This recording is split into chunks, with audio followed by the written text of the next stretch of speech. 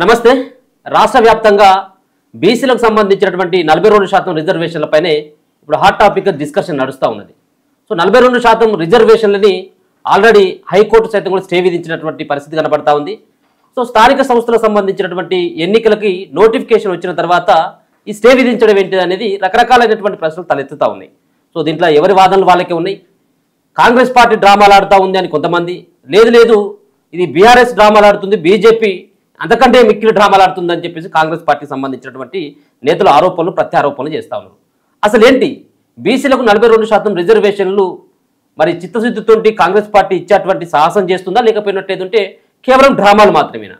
మరి 9th schedule చేర్చడంలో BJP party ఎందుకు ఆలస్యం చేస్తూ ఉంది, ఎందుకు ఆ సంబంధించినటువంటి అంశాన్ని పట్టించుకోవట్లేదు? సో ఈ వివరాలను కూడా ఒకసారి మాట్లాడేటువంటి ప్రయత్నం చేద్దాం. మనతో పాటు బీసీవై పార్టీ రాష్ట్ర నాయకులైనటువంటి చక్రధర్ గారు అవుతుంది. నమస్తే. నమస్తే. సో చూస్తూ ఉన్నారు, ఒక సీరియల్ ఎపిసోడ్ కనబడతా ఉన్నది. గత 3-4 నెలల నుంచి విపరీతమైనటువంటి దీనిపైన చర్చ కూడా నడుస్తూ ఉన్నది. మీరేం గ్రహించిండు? ముందుగా బీసీలకు 42% రిజర్వేషన్లు ఇవ్వడంలో కాంగ్రెస్ పార్టీ విఫలమైపోయిందా, లేకపోయినట్టు బీజేపీ పార్టీకి ఇవ్వడం ఇష్టం లేదా? సో ఏంటి దీనిపైన ఏం మాట్లాడదలుచుకున్నారు మీరు? గతంలో తెలంగాణ అంశం మనం కొట్లాడినప్పుడు అందరూ పెట్టుబడిదారులంతా ఏకమై, పార్టీలకు అతీతంగా ఏకమై తెలంగాణని అడ్డుకున్నట్టే ఈరోజు ఈ బీసీలది జస్ట్ ఇష్టం అనగానే ఇంక ఇచ్చిన్లే చేసిన లేదు, ఆ డ్రామా కోసమే వీళ్ళంతా ఏకమై, క్యాపిటలిస్టులంతా ఏకమై ఈ పెత్తందారి వ్యవస్థ అంతా ఒకటై, నేను కొట్టినట్టు చేస్తా, నువ్వు తిట్టినట్టు చెయ్యి, మనం బీసీలకు ఇచ్చేది లేదు, పోయేది లేదు అని ఈ యొక్క డ్రామాకి తెరలేపారు.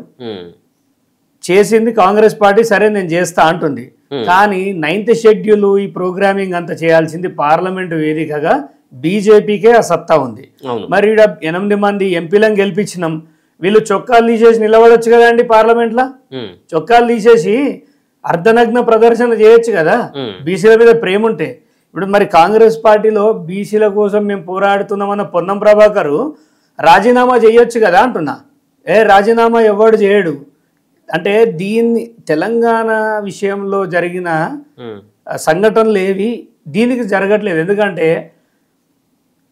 దళారీలు, కొంతమంది బీసీలో ఉన్న దళారీలు వాళ్ళ పోస్టుల కోసం, ఫ్యూచర్ పోస్టుల కోసం అండ్ ప్రజెంట్ పోస్టుల కోసం, కొంతమంది డబ్బు కోసం ఈ బీసీ వాదాన్ని, బహుజన వాదాన్ని తాకట్టు పెట్టేస్తున్నారు. ఇక్కడ అమాయకులంతా ప్రేక్షకులే, కామన్ పీపులే ఇక్కడ సఫరర్స్. ఊర్లల్లో డబ్బు పెట్టకండి రా బాబు, ఆ నామినేషన్లు అవి కావు, ఇది కాదు, ఈ ఎలక్షన్ పోదు, సుప్రీంకోర్టు 50% అక్కడ లిమిట్ పెట్టిన తర్వాత ఇదంతా కాని ముచ్చట అని మాలాంటి వాళ్ళు ఎంతమంది మొత్తుకున్నా లక్షల రూపాయలు నష్టపోయి ఇప్పుడు బాధపడుతున్నారు. ఈ ఎలక్షన్స్ 2026 ఉగాది వరకు జరగవండి. అంటే వచ్చే ఇంకొక సంవత్సరం ఖచ్చితంగా మీరు మార్క్ చేసి పెట్టుకోండి. ఇప్పట్లో జరిగాయి. ఇదంతా కాంగ్రెస్ పార్టీ ఆడుతున్న నాటకం. ఇదంతా ఒక బీజేపీ, బీఆర్ఎస్, కాంగ్రెస్ లో ఉన్న పెద్ద కులాలు, రెడ్లు గాని, బ్రాహ్మణులు గాని, ఇతర వెలమలు గాని, వీళ్ళందరూ కలిసి ఒక్కసారి మా చేతులకి వెళ్ళి రాజ్యం పోతే మా పని అయిపోతుంది అనే కాడ ఈ వ్యవహారం నడుస్తుంది. డేటు మెన్షన్ చేసిండ్రు, ఇయర్ 2026 అంటూ. ఏంటి ఆ డేట్ ఏంటి, అది ఏంటి మీకు అంత ఈజీగా ఎట్లా చెప్పగలరు? 2026 అంటే ఒక సంవత్సర కాలం, 2 నెలలు 3 నెలలు అంటే అది వేరే 2 సంవత్సరాల వరకు. This is October, November, December, Ugadi వరకు ఇది కాదు. ప్రజలు ఎవరు నమ్మకం పెట్టుకోకండి. కాంగ్రెస్ పార్టీ అనేది చతికిల పడ్డది. రేవంత్ రెడ్డి అనేటోడు ఇప్పటి వరకు మంత్రి పదవులు హోల్డ్లోనే పెట్టిండు. 2 ఏళ్ల ప్రభుత్వంలో ఇప్పటి వరకు నామినేటెడ్ పదవులు ఇవ్వలేదు. గ్రామాల్లో అంధకారంలోకి వెళ్ళిపోయినాయండి. గ్రామాలన్నీ అంధకారంలోకి వెళ్ళిపోయినాయి. జనానికి విసుగొచ్చేసింది. రేపు ఎలక్షన్ అంటే కాంగ్రెస్ పార్టీలో రేవంత్ రెడ్డి కూడా గెలిచే ప్రసక్తి లేదు. అండ్ బీఆర్ఎస్, బీజేపీ ఏకమైపోయినాయి అనేది ప్రజలకు తెలుసు. మీరు చూడండి, 42% మీద బీఆర్ఎస్ స్టాండ్ ఏందో చెప్పండి. ఒక్కసారైనా మాట్లాడుతున్నారా? బస్ భవన్ దగ్గర పోయి ధర్నా చేస్తారట. వీళ్ళని హౌస్ అరెస్ట్ చేసారు. హౌస్ అరెస్ట్ చేసినాడు బస్ భవన్ దగ్గర ఎట్లా వెళ్తాడండి? అంటే రోడ్ల మీద డైవర్షన్ పాలిటిక్స్ అనేవి స్టార్ట్ అయినాయి. ఇక మా దాంట్లో ఇక బీసీ కుల సంఘ నాయకులు ఇక పేర్లు ఎందుకు కానీ హైకోర్టు కాడ హల్చల్ చేస్తారు. ఇప్పుడు మీరు వేసి అల్చల్ చేస్తే లోపల జడ్జి తీర్పు మార్చేది ఉన్నదా? పబ్లిక్ న్యూసెన్సే ఇది. అక్కడ శాంతి భద్రతల సమస్య వస్తుంది. వాళ్ళ ఆవేదనతో మాట్లాడవచ్చు కదా. ఆవేదనకి హైకోర్టు ఎందుకండి? ఇప్పుడు నేను చెప్తున్నా, అక్కడ కొంచెం విషయం తేడా అయి ఒక రెడ్డి మీద కూడా చెప్పిసిరిండే అనుకోండి, అది అక్కడితో అవుతుందా అండి? ఈ రాష్ట్ర వ్యాప్తంగా లొల్లి కాదు. ఇదంతా ఒక డ్రామా గవర్నమెంట్ నడిపిస్తున్నది. ప్రజలు అప్రమత్తంగా ఉండాలి. ప్రజల చేతుల్లోకి తెలంగాణ ఉద్యమం అనేది ప్రజల చేతుల్లోకి వెళ్తే సాధ్యమైంది. అలాగే రిజర్వేషన్ అనేది నేను అడుగుతున్నా వెరీ సింపుల్. ఇప్పుడు కాంగ్రెస్ పార్టీ 42% మేము ప్రభుత్వం కాకుండా పార్టీ నుంచి ఇస్తామంటారు కదా, ఏది ఈ 69% ఏదైతుందో ఈ మొత్తం కలిపి. బీజేపీ కూడా అదే స్టాండ్ మీదకి రండి, ఆల్ పార్టీ మీటింగ్ పెట్టండి, అండ్ బీఆర్ఎస్ రండి. ఎందుకు వాళ్ళెందుకు ఇవ్వాలి? అరే ఖచ్చితంగా బహుజన మేనిఫెస్టో పెట్టింది కాంగ్రెస్ పార్టీ, వీళ్ళది కాదు కదా. ఖచ్చితంగా ప్రజా సంక్షేమం కోరుకుంటున్నాం, మేము మద్దతు ఇస్తున్నాం, అందరం కలిసి పోదాం, పోరాటం చేద్దాం. 9th షెడ్యూల్కి మేము వ్యతిరేకం కాదని అంటున్నారు కదా. వ్యతిరేకం కాదు అంటే అనుకూలం అన్నట్టే కదా. అనుకూలం అయినప్పుడు బహుజనుల యొక్క మంచి చెడు మీకు లేదా అంటే మీకు చెప్పేయండి డైరెక్ట్, అరే కాంగ్రెస్ పార్టీకే ఉన్నదా తీట, మాకు లేదు, మాకు సంబంధం లేదు, మేము మాటియలే అని మీరు ఎందుకు చెప్తలేరు?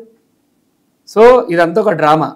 ఇప్పుడు ఎవరికి ఏ పార్టీకి కూడా చిత్తశుద్ధి లేదు. కొత్తగా వచ్చే పార్టీలకు ఉన్న విషయం చెప్తున్నాను. ఇలాంటి ఒక ప్రత్యేక సందర్భంలో కొత్త పార్టీలకు ఊపిరి పోస్తుంది తెలంగాణ. బహుజనవాదం అనేది కొత్త నాయకులకు ఊపిరి పోస్తుంది. ఈ కాంగ్రెస్ పార్టీ వ్యవహారం ఏందో చూస్తున్నాం. అంటే బీఆర్ఎస్ వాళ్ళు ఉరితాడు తయారు చేస్తే రేవంత్ రెడ్డి ప్రభుత్వం దానికి వేసి గుంజుతుంది అంతే. వీళ్ళిద్దరి మధ్య ప్రేక్షక పాత్ర వహిస్తుంది బీజేపీ. ఇప్పుడు కాంగ్రెస్ పార్టీ ఇంకేం చేయాల్సి ఉండే? మీకు అన్ని రకాలైనటువంటి రిజర్వేషన్ల కోసం అసెంబ్లీలో బిల్లు తీసుకురావడం జరిగింది, తీర్మానం చేసిండ్రు, జీవో తీసుకొచ్చిండ్రు. సో రకరకాలైనటువంటి ప్రయత్నాలు చేసింది కదా. సో 9th షెడ్యూల్లో చేర్చడం కోసం ఢిల్లీకి కూడా వెళ్ళి కూర్చుంటే అయిపోయిందా అండి?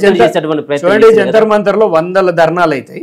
జంతర్ మంతర్ పై కూర్చొని రాహుల్ గాంధీ వచ్చిండ. ఒక విషయం చెప్తాను, జంతర్ మంతర్లో కూర్చున్నావు, నువ్వు ప్రధానమంత్రిని కలిసినావా? కలవాల్సిన ప్రొసీజర్ అంతా కలిసినవా లేదా? అదంతా చేయకుండా అంటే అట్లా వాడేసిరు, చేస్తే చెయ్యి లేకపోతే లేదు అని. ఎందుకంటే రెడ్లు అల్టిమేటం ఒక్కటే చెప్పారు, నువ్వు కనుక తమాషాలు చేస్తే రేవంత్ రెడ్డి మేము బీఆర్ఎస్కి వెళ్ళిపోతాం, మాకు కులానికి మించి పార్టీలు ముఖ్యం కాదనేది అల్టిమేటం ఇచ్చేసారు. పార్టీని గత్యంతరం లేక ఏం చేయాలో తెలియక బహుజనవాదుల్ని అమాయకులను చేసి పిచ్చోళ్ళని చేస్తున్నారు. ప్రజలకు మేము ఒకటే మాట చెప్తున్నాం, కులాల మధ్య రెడ్ల మధ్య చిచ్చు. ఒక నాయకుడు రెడ్లను కొడదాం తిడదాం అంటాడు, కేసు పెట్టినా కొడదాం. ఎందుకు కొడతావురా బాబు? కొడతాం మంత్రులను కొట్టు. ఈ గందరగోళం సృష్టించింది వాళ్ళు, వాళ్ళని కొట్టు, ప్రభుత్వంలో కొట్టు. కొడితే చేతనవుతుంది వనకన్నా? అది చేత కాదు. కేసు పెట్టినోడు ఫండమెంటల్ రైట్స్ అండి, ఆయనకు హక్కు ఉంది, పెడతాడు. అట్లా పెట్టినోనికి పోలీసులు ఏమన్నా రక్షణ ఇచ్చారా? పోనీ అట్లీస్ట్. ఇప్పుడు చక్రధర్ గౌడ్, రెడ్డి జాగృతి వాళ్ళకి సపోర్టా? కేసు ఇవ్వడని వేయచ్చు, వానికి రక్షణ కల్పించాలి. అది చక్రధర్ కానీ ఎవరైనా కేసు పెట్టకుండా చట్టం చేయండి. అలా తమిళనాడు పైన లేదు అంటే ఈడబ్ల్యూఎస్ కోటా 10% ఇచ్చినప్పుడు మరి ఏబీసీ పోయి అడుగున్నటువంటి ప్రయత్నం చేయలేదు. సో ఇప్పుడు రెడ్డి జాగృతి వాళ్ళకు వచ్చినటువంటి ఇబ్బంది ఏంటి? దాంట్లో మనకు ఉన్నటువంటి బీసీలకు ఉన్నటువంటి జనాభా దామాషా ప్రకారం రిజర్వేషన్లు దక్కినట్టయితే వీళ్ళకి వచ్చినటువంటి నొప్పి ఏంటిది అనేది బీసీ సంఘాలకు సంబంధించిన నాయకులు అడుగుతా ఉన్నారు. సో వాళ్ళకి ఎట్లా చక్రధర్ చేస్తారు? వినండి, సపోర్ట్ అనొద్దు. అతని పైన దాడి చేయడం, దాడి చేయండి అనడాన్ని నేను తప్పు పడుతున్నా. అది బీసీని కొట్టినా, ఎస్సీని కొట్టినా, ఎవరిని కొట్టినా అది సమాజానికి మంచిది కాదు. అలాంటి ఏం చేస్తాయంటే విద్వేషాలను రెచ్చగొట్టి కులాల మధ్య కుంపటైతే ఒకరికొకటి తన్నుగా సస్తారు. రేపు ఊర్లలో కలిసి ఉండాల్సిన వాళ్ళు విడిపోతారు. ఇప్పటికే విద్వేషాలు ఆల్రెడీ మీకు తెలుసో లేదో, ఈ బిల్లు ఇది బిల్లు ప్రాసెస్ ఎంత జరుగుతున్న క్రమంలో సైకలాజికల్గా రెడ్లంతా దూరం అవుతున్నారు బీసీలకి. ఆ ఒక స్నేహబంధానికి ఒక వైరం స్టార్ట్ అయింది. ఉన్న విషయం అది. రెడ్లు నిజమే కదా, వాళ్ళకి అంత ఇస్తే ఎట్లా అనే కాడికి వచ్చేసారు. అంటే విద్వేషాలని రెచ్చగొడుతున్నారు. ఇది కరెక్ట్ కాదు. మీరు ఏం చేయాలనుకున్న కాంగ్రెస్ పార్టీ పార్లమెంట్లోనే దీనికి సొల్యూషన్ అనేది తెలిసినప్పుడు ఈ స్టేట్లో డ్రామాలు అనేటివి అనవసరం. సరే జంతర్ మంతర్ అంతమందిని తీసుకుపోయినావు కదా, సరే ప్రజలను తీసుకుపోదాం. 4 కోట్ల మందిలో 1 కోటి మందిని తీసుకుపోదాం, పాటు ఆన్నే ఇద్దాం, ఆన్నే ఉందాం. సత్తమో బతుకుతామో బహుజనులందరం తీసుకొని పోదాం, వస్తాం. కుటుంబానికి ఒకడు వస్తాడు. ఆ పని చేయలేదే. అన్ని పార్టీలను తీసుకొని పోదాం, కేటీఆర్లను, ఈ రామచంద్రరావు గారిని, వీళ్ళందరినీ బీజేపీ అందరినీ ఎవరు వస్తాడు? వస్తారా ఇప్పుడు కేసీఆర్ రమ్మంటే వస్తాడా? ఆయన అసెంబ్లీకి రానోడికి ఇది ఎందుకు వస్తాడండి? ఒకటి చెప్తా వినండి. ఇదంతా జరగదు కాబట్టి కాంగ్రెస్ పార్టీ నిమ్మలంగా ఉంది. వీళ్ళ మీద నెట్టేద్దాం, వీళ్ళు ఎవ్వరు రాడు, ఇది ఏం ముందుకు పోదు అనే విధంగా ఉంది. ఖచ్చితంగా ఈ ఉద్యమం అనేది ప్రజల లోపలికి వెళ్ళాలి. ఈసారి ఏ ఎలక్షన్స్ జరిగినా అది జూబ్లీహిల్స్ కానివ్వండి, ఇంకోటి కానీ, బహుజనులకు ప్రాధాన్యత ఇద్దాం, బహుజనుల్ని గెలిపించుకుందాం. మంచి వచ్చాడో ఫస్ట్ ఇప్పుడు మీరు చూడండి 5% ఉంటారు రెడ్లు, దాదాపుగా 5% ఎంత అనుకోండి, 47 మంది ఉన్నారు వాళ్ళు ఎమ్మెల్యేలు దాదాపుగా. మరి మా గమ్లోళ్ళు 28% ఉంటారు. మా వాళ్ళు ఎంతమంది ఉన్నారండి? మాట వరుస చెప్తున్నారు బహుజనులల్లా. అంటే ఆ రేషియో మీరు చెప్తున్న దామాషా అది ఇది అని ఎన్ని మాట్లాడినా దాని ప్రకారం న్యాయం ఏడ జరుగుతుంది మాకు. సో ఇప్పుడు ఈ రిజర్వేషన్ దక్కుతేనే కదా న్యాయం దక్కుతుందని చెప్పేసి బీసీలు కొట్లాడేది. కానీ దానికి కరెక్ట్ ప్రక్రియలో కాంగ్రెస్ పార్టీ పెట్టట్లేదు. చాటల తౌడు వచ్చి ఎవరికో లొల్లి పెట్టినట్టు వాళ్ళు చేసే ఆలోచన లేదు. నిజంగా రేవంత్ రెడ్డికి చిత్తశుద్ధి ఉంటే ఓ డీజీపీని రెడ్డినే పెడతాడు. మిగతా వాళ్ళ అన్ని శాఖలు చూడండి రెడ్లే ఉన్నారు. ఎక్కడైనా బీసీలకు ప్రాధాన్యత దక్కిందా అండి?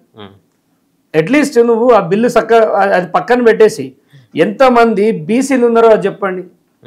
ఒకటి శ్వేతపత్రం విడుదల చేయండి. ఇంతమంది మేము బీసీలకు ఇచ్చినామే ఎందుకు లొల్లి పెడుతున్నారు అని చెప్పేసి నాలాంటి వాళ్ళ నోరు ముయించండి. ఈ ప్రజా సంఘాలు కూడా అన్న ఎలా తయారైనాయి అంటే గందరగోళాన్ని సృష్టిస్తున్నాయి. సమస్య దిశగా ఎవరు మాట్లాడట్లేదు. కేవలం విశ్వనాథన్ మహారాజ్ గారు తప్ప ఇంకొకరు లేదు. ఇంకొక విషయం చెప్తానా, బహుజనులకి ఇవ్వాల కాదు, బహుజనుల అమాయకులు నిజంగా చెప్పాలంటే మతం అనుకోకండి, మళ్ళీ మీరు కాంట్రవర్సీ మతానికి తీసుకోవద్దంటే ఆర్య బ్రాహ్మణుడు రాముడు, ఆయన ఏకపత్నివ్రతుడు, ఆయనకు అన్ని సద్గుణాలే ఉన్నాయి, ఆయన బాగున్నాడు. ద్రవిడ కృష్ణుడు ఏ కులంలో పుట్టిండను? యాదవ కులమే. యాదవ కులంలో పుట్టిన కృష్ణుడికి మాత్రం దొంగతనం అంట కట్టిరు. ఆడవాళ్ళు స్నానం చేస్తుంటే చీరలు గుంజుకుంటాడు, చిలుపు కృష్ణుడు అని పేరు దానికి. అలా అభాస పాలు చేశారు. కృష్ణుడు ఏకపత్ని వ్రతుడు కాదు, 16,000 మంది గోపికలతోటి ఆయనకి ప్రేమ ఉన్నది. అంటే వెన్న దొంగ లేదు, ఏం లేదు, దొంగనే కదా. అంటే కృష్ణుడి పాత్రని ఒక యాదవ కులంలో పుట్టిన కృష్ణుడి ఆయన చిత్రీకరించిన పద్ధతి ఏంది, ఆర్య బ్రాహ్మణులు రాముని చిత్రీకరించిన పద్ధతి చూస్తే ఇది ఎవరు తక్కువ చేయడానికి కదా. అంటే యాదవ కులంలో పుట్టినోడేమో దొంగలాగేయండు, 16,000 గోపికలతో తిరిగినోడేయండు. కానీ రాముడు ఆర్య బ్రాహ్మణులు అప్పటి నుంచి ఇప్పటిదాకా బహుజనుడు అనేవాడు వివక్షకు గురైతూనే ఉన్నాడు. 2500 సంవత్సరాల నుంచి బహుజనులు రాజ్యాధికారమే లేకుండా బతికేస్తురన్న. ఇది చాలా దుర్మార్గం. అంటే రెండోది, బహుజనులల్లో ఎవడైనా తెలివిగల్లోడు ఉన్నాడంటే, ఎవడైనా కొంచెం రాజ్యానికి ఉపయోగపడతాడు, సమాజానికి ఉపయోగపడతాడు అనగానే ఈ నక్సలైట్ భావజాలాన్ని వాళ్ళ లోపల నింపి ఆ బహుజన బిడ్డల్ని అడవుల బాట పట్టిస్తారు. ఎవరు? కొంతమంది రెడ్లు. ఈ రెడ్డి ఎవడు ఎన్కౌంటర్ లో చావాడు, అంతేనా, పైన ఉంటాడు. ఈయనకు 10 మంది ప్రొటెక్షన్ బహుజనవాదులే. కానీ కాల్పులకు గురై చచ్చిపోయేది ఇక్కడ పుట్టిన ఇంటలెక్చువల్ బిడ్డలు. అతను బయట ఉంటే ఈ దేశానికి ఎంతో ఉపయోగపడతాడు, ఈ రాష్ట్రానికి ఎంతో ఉపయోగపడతాడు. అలాంటి బిడ్డలు ఇవాళ తూటాలకు బలైతురు. అంటే బయట స్వేచ్ఛ లేదు, లోపల లేదు. అంటే ఇక్కడ ఉన్న వాళ్ళని, వీళ్ళది ఒక పెద్ద మాఫియా అన్న. ఈ అగ్రవర్ణాలది మాఫియా ఎలా ఉంటుంది అంటే, ఎవడైతే యూనివర్సిటీలలో గోల్డ్ మెడల్ కొడతాడో వాని పక్కన చేరి భావజాలాన్ని వాని లోపల నింపి వాని అడవులకు తీసుకుపోయి తుపాకులకు వాని బలి చేస్తారు, తూటాలకు బలి చేస్తారు. సో ప్రజలు అప్రమత్తంగా ఉండాలి, చరిత్ర తెలుసుకోవాలి, ఏం జరుగుతుంది బహుజనవాదులకు అని తెలుసుకోవాలి. అంతేగాని ఆ కోర్టు కాడ డ్రామాలు ఇదన్నిట్లోకి వెళ్ళి బయటకు వచ్చి నిజంగా బహుజనవాదం గురించి మాట్లాడుతున్నది ఎవరు, వాళ్ళకి అండగా నిలబడండి. ఎలక్షన్స్లో డబ్బులు తీసుకొని ఓటేయకండి. నీకు నువ్వు ఎందుకు చిల్లర అమ్ముకోవడం, 1000 రూపాయలతోటి నువ్వు బతికేదేమో సచ్చేదే ఉంది. రేపు నువ్వు దావఖానా పోతే 10 లక్షలు అవుతాయి. కానీ నీకు దావఖానలో ఫ్రీ ట్రీట్మెంట్ ఇచ్చే వ్యక్తి ఉంటే మీరు చెప్పండి.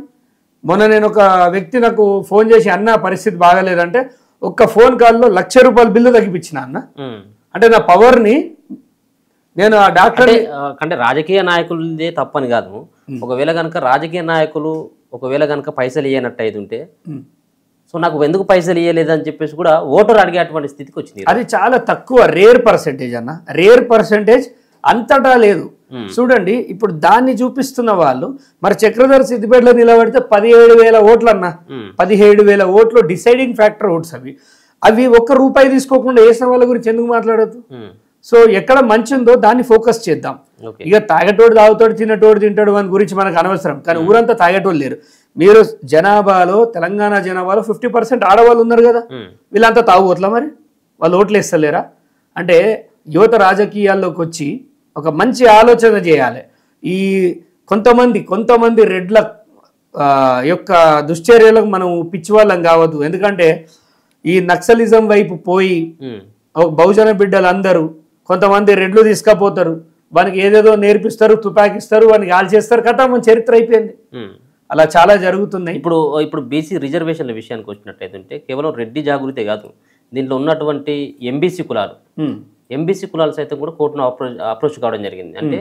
42% రిజర్వేషన్లో మా వాటా ఎంత సో కేవలం 4 సంబంధించినటువంటి కులాలు మాత్రమే ఆధిపత్యాన్ని ముఖ్యంగా గౌడ కావచ్చు ముదిరాజు కావచ్చు యాదవ కావచ్చు అలాగే మున్నూరు కాపు కావచ్చు సో ఈ 4 మాత్రమే రాజకీయాలు చేస్తారు ఈ 42% రిజర్వేషన్లు వస్తే బీసీఏలో ఉన్నటువంటి చాకలి కావచ్చు మంగలి కావచ్చు కుమ్మరి కావచ్చు కమ్మరి ఇటువంటి వాళ్ళకి ప్రాధాన్యత లేదు అనేది కూడా వాళ్ళు కూడా కోర్టును అప్రోచ్ కావడం జరిగింది వాళ్ళు కూడా మన పిటిషన్ కూడా వేయడం జరిగింది సో వాళ్ళ పట్ల కూడా ఈ 42% రిజర్వేషన్లో వాళ్ళకు దక్కాల్సినటువంటి వాటా కూడా ఉంటుంది కదా సో ఆ విషయాన్ని ఎందుకు సంబంధించినటువంటి ఈ వర్గాలు మాట్లాడట్లేదు ఈ బీసీ సోకాల్డ్ మేధావులంతా ఈ సోకాల్డ్ మేధావులకి ఈ ప్రశ్న మీ ఛానల్ ద్వారా బాగేసారు ఇదంతా మాట్లాడారు ఎందుకంటే మోస్ట్ బ్యాక్వర్డ్ క్లాసెస్కి చాలా అన్యాయం జరుగుతుంది మీరన్న ఈ 4 కులాలు అంటే 137 కులాలు ఉన్నాయి చాలా ఆదరణ లేని ఇప్పటి వరకు అసలు వార్డు మెంబర్ గెలవని వాళ్ళు ఎంతో మంది ఉన్నారు సో అలాంటి వాళ్ళకు ప్రాధాన్యత ఇవ్వాలి ఇప్పుడు కొత్తగా ఒక వ్యక్తి ఏమంటాడు అక్కడ లాయర్ శ్రీనివాస్ రెడ్డి అనుకుంటా సార్ శ్రీనివాస్ రైతులకు 5% ఇవ్వాలని అడుగుతున్నాడు సో నెంబర్ ఆఫ్ డిమాండ్స్ వస్తాయి ప్రతి ఒక్కటి కన్సిడర్ చేయాలి ఎందుకంటే అణగారిన వర్గాల కోసం ఇప్పుడు మన రాజ్యం మేల్కొంది సరే ఒకప్పుడు తమ స్వార్థం కోసం తెలంగాణ అనే పేరు వాడుకున్నారు కాంగ్రెస్ పార్టీ కూడా ఇస్తా అన్నది ఇవ్వాల్సిన పరిస్థితి తెలంగాణ ప్రజలు క్రియేట్ చేసారు అంటే వాళ్ళ టైంపాస్కి మాట్లాడిన మాటల్ని తెలంగాణ సీరియస్ తీసుకుంది ఇవాళ బహుజనవాదులు కూడా అంతే ఖచ్చితంగా ఈసారి కాకపోతే మళ్ళా కష్టమవుతుంది మనకి ఈ 3 ఏళ్ల ప్రభుత్వాన్ని ప్రతిరోజు చెమటలు పట్టించాలే ముఖ్యంగా చెయ్యాల్సింది బీజేపీ తప్పించుకుంటున్నారు బీజేపీ ఇల్లు ముట్టడియాలి ఫస్ట్ మండలంలో నాయకులను తిరగనియద్దు ఈసారి బీజేపీని ప్రశ్నించాలి అరే పోయి పార్లమెంట్ జరుగుతుంది చొక్కాలు ఇప్పేసి నిలబడి దేశం చూస్తుంది మీ అర్ధనగ్న ప్రదర్శన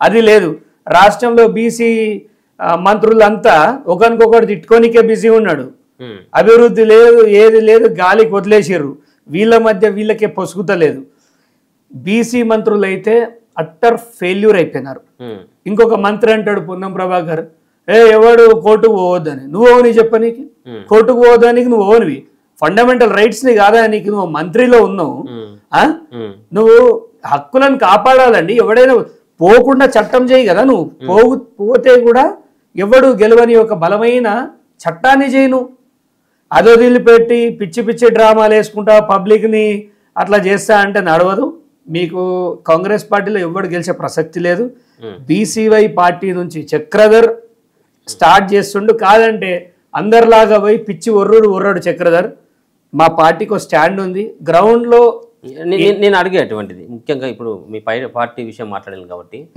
బీసీవై పార్టీ సో ముందుగా మీ పార్టీ ముందే బీసీ అనేది మీ వాయిస్ ఎక్కడా వినపడలేదు మీ నాయకులు ఎక్కడా కనపడలేదు అసలు మీ స్థానం ఏంటో తెలియదు తెలంగాణలో సో ఎందుకు ఇంత ఉద్యమం ఇట్లా అవుతూ ఉంటే ఎవరు ఒక కోర్టు కాడ కనపడలేదు ఓ ప్రెస్ మీట్ పెట్టి దీన్ని విమర్శించినటువంటి వాళ్ళు లేదు ఓ రాజకీయ నాయకులను ఉద్దేశించి మాట్లాడింది లేదు సో కేవలం ఎన్నికలప్పుడు మాత్రమే మీ పార్టీ నాయకులు కనబడతారా ఇలాంటి విషయానికి వచ్చిన తర్వాత చక్రధర్ కావచ్చు మీ పార్టీకి సంబంధించినటువంటి నాయకులైనటువంటి యాదవ్ గారు కావచ్చు సో ఎవరు కూడా కనపడినటువంటి పరిస్థితి ఎందుకు మీకు బీసీలు అన్నా కానీ బీసీ రిజర్వేషన్లు అన్నా కానీ పట్టింపు లేదా ఏం చెప్పదలుచుకోరు దీనిపైన మీ పార్టీ లైన్ ఏంటి అసలు ఒకటి ఇది అందరికుండా అనుమానమే పార్టీ నిర్మాణంలో ఉంది ఏదో ఇప్పుడు నేను ఒక 100 మందిని తీసుకుపోయి ఆగమాగం చేసినట్టు కాదు బీసీల పట్ల బహుజనుల పట్ల మా స్టాండ్ అందరికీ తెలుసు, మా పార్టీయే బీసీల పార్టీ.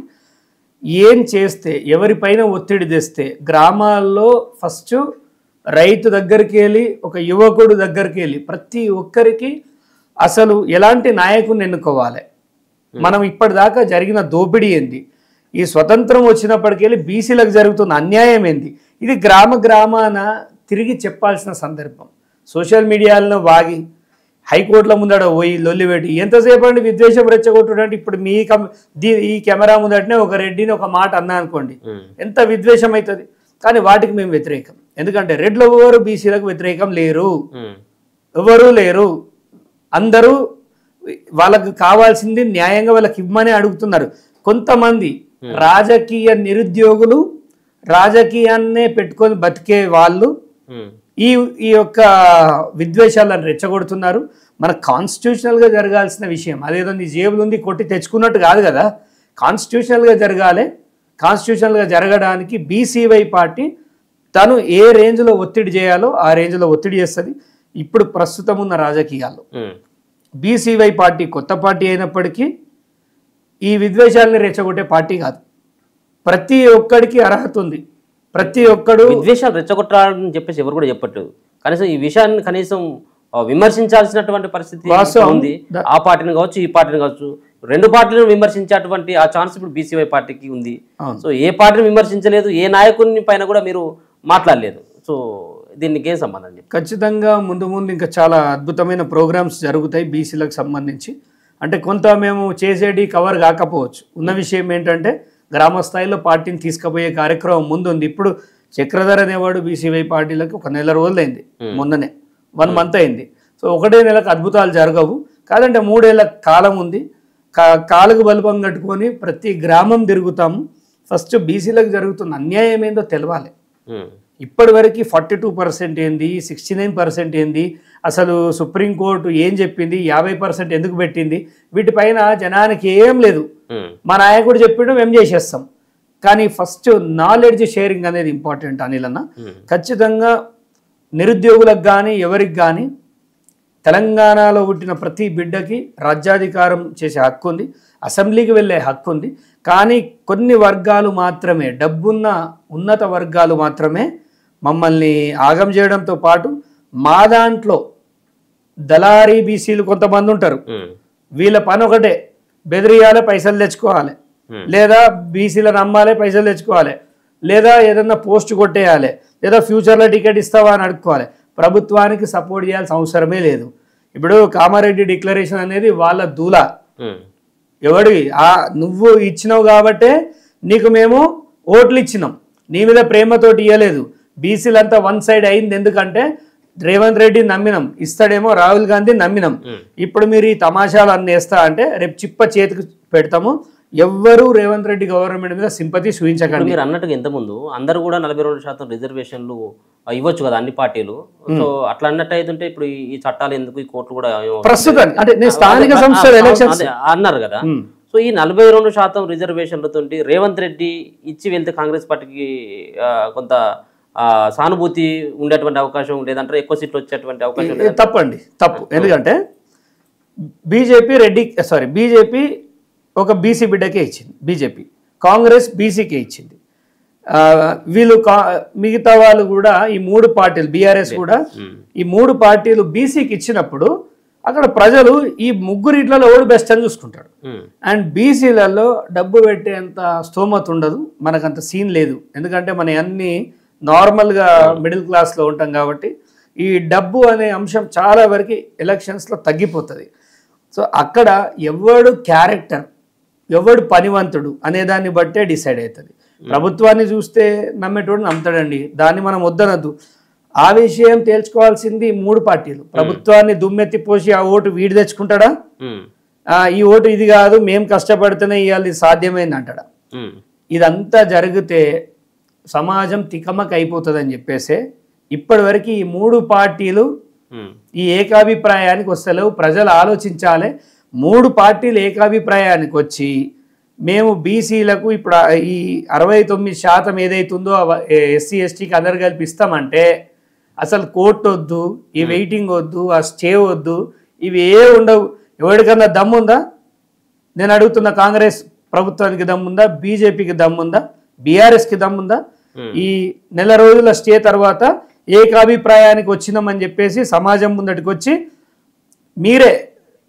మీరే ప్రజల ముందటికి వచ్చి మేమందరం ఒక మాట మీదకి వచ్చేసినాం, మేము ఇస్తాం అని అనేంత దమ్ముందా అండి కన్నా? అలా అంటే జనం ఎట్లా కొట్టుకొస్తారు? కొట్టుకొచ్చేవారు. ఇప్పుడు కేసీఆర్ గతంలో తీసుకొచ్చినటువంటి చట్టమే ఇలా బీసీలకు ఉరితాడు అయిపోయింది. అంటే ఆయన తీసుకొచ్చినటువంటిదే ఆ గతంలో ఉన్నటువంటి రిజర్వేషన్ తగ్గించి, సో ఇవాళ వాళ్ళు ఏదో కాకమ్మ కబుర్లు చెప్తా ఉన్నారు, తప్పించుకున్నటువంటి ప్రయత్నం చేస్తూ ఉన్నారు. సో దొంగ అన్నట్టుగా వాళ్ళు మొత్తుకున్నట్టుగా ఇప్పుడు బీఆర్ఎస్ పార్టీకి సంబంధించినటువంటి నేతల యొక్క వాదన ఉంటా ఉన్నది.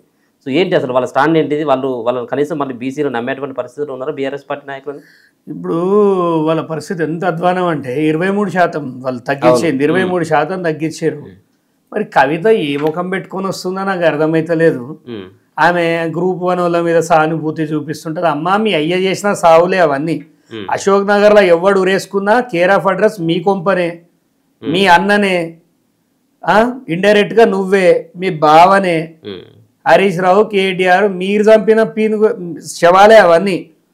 ఇవాళ పోయి ఆమె దొంగేడుపులు ఏడుస్తాంది. కనవల్లే ఇన్ని రోజులు కనిపించాలి. ఇప్పుడు బహుజనవాదం అని చెప్పేసి కొత్త డ్రామా వేసి కన్నీళ్ళు పెట్టుకుంటే నీ బావ మోసం చేస్తే, మీ బావ మీ అయ్యను ముంచుతుంటే పోయి ఇంట్లేడు, సమాజం మీద ఏడుస్తావే, నువ్వు తిన్ననాడు తాగినాడు మాకు చెప్పినావా? బహుజనుల మీద పడ్డరేందండి వీళ్ళు? నాకు అర్థం కాదు. వీళ్ళకి బహుజనవాదానికి సంబంధం ఏంది? అసలు 23% మీ అయ్య చేసిన పాపం. ఈడబ్ల్యూఎస్ అనేది మీరు చేసిన వ్యవహారాలే ఇవన్నీ. అసలు తెలంగాణలో ఇప్పటివరకు వాళ్ళని క్షమించడమే తప్పైపోయింది. బహుజనవాదులు ఎవ్వరు కూడా బీఆర్ఎస్ని నమ్మకండి, వాళ్ళు చేసిన పాపమే ఇది. ఉన్న కాస్త వీకేసి 23 చేసింది ఈ కేసీఆర్ దొర. అయినా కానీ మా బహుజనవాదులు ఇంకా సిగ్గు లేకుండా చాలా మంది ఆ మోచేతి నీళ్ళు అవుతుంటారు. బాపే కావాలంటే ఎందుకురా నడ్డి మీద అందించుకోనిక బాపు, కొంచెమైనా బుద్ధి ఉండాలి. ఇంకా కూడా బానిస బతుకులే. ఇంకా విశరదన్ మహారాజ్ చూడిపోరి కాలుగు బల్పం కట్టుకొని వ్యక్తి రాజ్యంలో రూపాయి లేకుండా కడుపు కట్టుకొని ప్రజల దగ్గరకు పోయి చరిత్ర చెప్తుండు. అవి వదిలేసి పనికి మాలను వెంట తిరుగుతూ పొద్దుగా లేస్తే అండి జెండా పట్టుకొని ఇంట్లో కంటే ఎక్కువ వాళ్ళ దొర బయటికి ఎప్పుడు వస్తాడు, ఎప్పుడు పోతాడు. ఒక నమస్తే పెడితే కూడా చూడాడు. వాని కోసం వీళ్ళంతా కష్టపడుతురు. మాలాంటి పిచ్చోళ్ళమేమో సమాజంలోకి వచ్చి ఇది కరెక్ట్ కాదురా, ఒక హక్కు కావాలన్నా, రాజ్యాధికారం కావాలన్నా, నీకు రేపు ఉద్యోగం కావాలన్నా. మన గ్రూప్ 1 ఎగ్జామ్లో ఏం జరిగిందండి? ఈడబ్ల్యూఎస్ విధానం కింద ఎంతమందికి ఉద్యోగాలు వచ్చినాయి? ఎంత దౌర్భాగ్యం అండి. ఎవడన్నా ప్రశ్నిస్తుండా?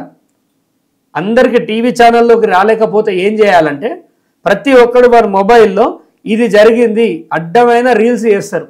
ఒక్కసారి తెలంగాణకి ఇది జరుగుతుందంటే ఒక విప్లవం వస్తుందండి. యువకులు చచ్చిపోయారు తెలంగాణలో. యువకుల చీము నెత్తురు లేదు తెలంగాణలో. యువకులకు వాళ్ళు మొత్తం బానిసలు అయిపోయారు. మాలాంటి వాళ్ళు పోరాడితే కేసులు పెడతారు, రేపులు పెడతారు, మర్డర్లు పెడతారు. మమ్మల్ని తిట్టడానికి మా భుజం మీద పెట్టి మమ్మల్ని కాలుస్తుంటారు. కొంచెం తెలంగాణ ఆలోచించాలి. ఈ పాపం బీఆర్ఎస్ది అయితే దాని కంటిన్యూయేషన్ కాంగ్రెస్ సమర్థిస్తున్నది. బాపనోళ్ళ party BJP party. BJP party బాపనోళ్ళ పార్టీ, ఆధిపత్యం వాళ్ళ పార్టీ అది. ఇలా చూస్తలేము వాళ్ళ కార్యవర్గంలో ఎవడున్నాడండి బీసీలు. వీళ్ళు ఇలా మాట్లాడతారు. వీళ్ళని నమ్మే ప్రసక్తి లేదు.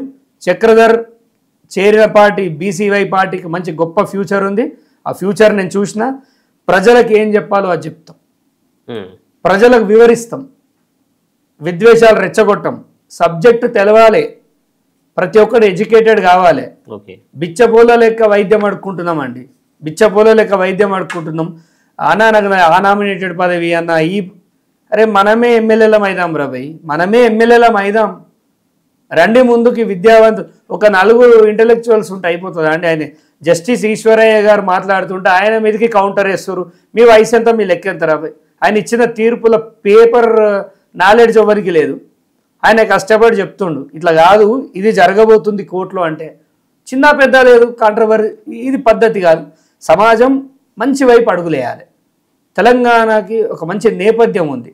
మన ఆంధ్రాలో కదా ఓజీ సినిమా కోసం బట్టలు చింపుకున్నట్టు కాదు, తెలంగాణలో అందరు ఉద్యమకారులే.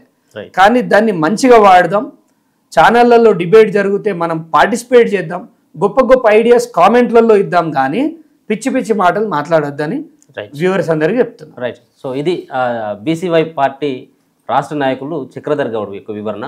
ముఖ్యంగా రెడ్డిలు అడ్డుకుంటున్నారు, రెడ్డిలు బీసీలకి అన్యాయం చేస్తున్నారని చెప్పేసి ఏదైతే వాదన ఉంటుందో సో ఆ వాదనని కొట్టిపారేస్తున్నారు. ముఖ్యంగా రెడ్డిలకు సంబంధించిన వాళ్ళ వ్యవహారం వాళ్ళు చేసిండు, వాళ్ళకు దక్కాల్సినటువంటి న్యాయం పైన పోరాటం చేస్తూ ఉన్నారు. వాళ్ళు చేసేటువంటిది తప్పేం కాదు.